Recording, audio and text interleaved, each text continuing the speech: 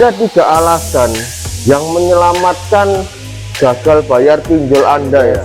Welcome back to my channel. Banyak di luar sana teman-teman pinjol lovers ini yang tidak paham ya teman-teman ya, sampai mereka ini rela untuk memaksakan suatu keadaan dalam membayar pinjaman online ini ya. Padahal dari segi ekonominya ini mereka sudah tidak mampu ya, tapi mereka sangat memaksa mengadakan suatu pembayaran. Bisa jadi mereka ini pinjam uang, entah itu ke temennya, ke saudaranya, atau bahkan yang lainnya ya. Mereka juga bahkan rela menggadaikan aset-aset berharga mereka, BPKB, sertifikat rumah, bahkan mereka juga rela menjual perhiasan mereka dan lain sebagainya ya, hanya untuk membayar pinjaman online ini. Padahal ketika mereka ini membayarnya, hutang dalam pinjaman online ini tidak akan selesai ya. Ada 3 alasan yang menyelamatkan gagal bayar pinjol Anda ya.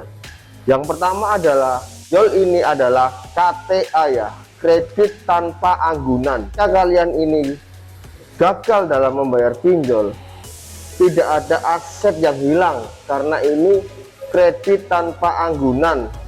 Ini kalau kita petakan, ini adalah level hutang ringan yang kalian tidak membayarnya. Tidak ada sesuatu yang hilang dari kalian, tapi kalian tidak menyadarinya, tapi kalian pengetahuannya mungkin yang kurang, sehingga kalian ini menaikkan level hutang kalian dengan menggadaikan ini, menggadaikan itu. Bahkan kalian ini rela untuk menjual aset-aset yang lainnya ya, hanya untuk memenuhi tagihan pinjaman online ya.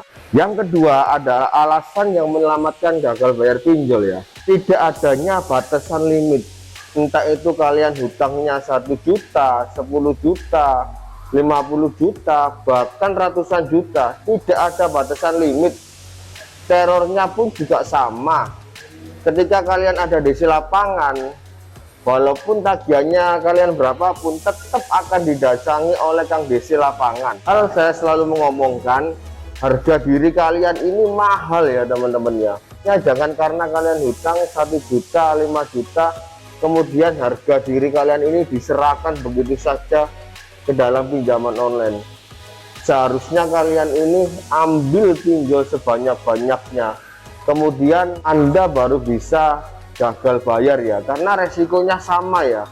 Makanya saya selalu ngomong ke kalian, pelajari aplikasi kalian tentang resikonya. Aplikasi ini ada di lapangannya apa enggak, aplikasi ini efeknya ke depannya gimana, ini kalian harus pelajarinya ya. Berapapun hutang kalian, berapapun limit kalian, resikonya juga sama ya teman-teman ya.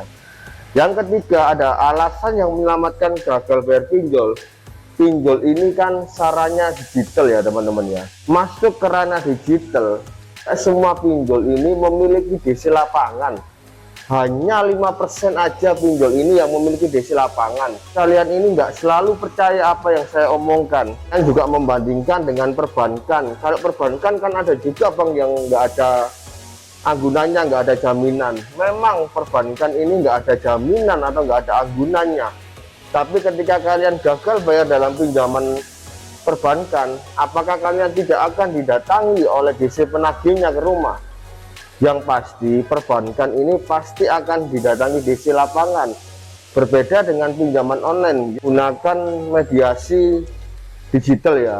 Ini hanya 5% aja yang ada DC lapangannya. Jadi ketika kalian tahu alasan 3 alasan ini, jangan sampai kalian ini meningkatkan level hutang kalian sehingga terjadi sesuatu masalah di kemudian hari ya. Sekali lagi saya ingatkan, pinjol ini hutang ringan ya teman-teman ya. Ketika kalian tidak membayarnya, tidak ada aset kalian ini yang hilang, hanya reputasi dan nama baik kalian yang seolah-olah ini terenggutnya. Dan yang dapat saya sampaikan, mudah-mudahan dengan 3 alasan yang menyelamatkan gagal bayar pinjol ini menjadi tolak ukur atau barometer kesadaran kalian ini, sehingga kalian tidak mengusahakan atau kalian tidak mengada-ngadakan ketika kalian tidak ada kemampuan untuk membayar lagi. Saya Pablo, thank you for watching, see you next video. Salam lumer.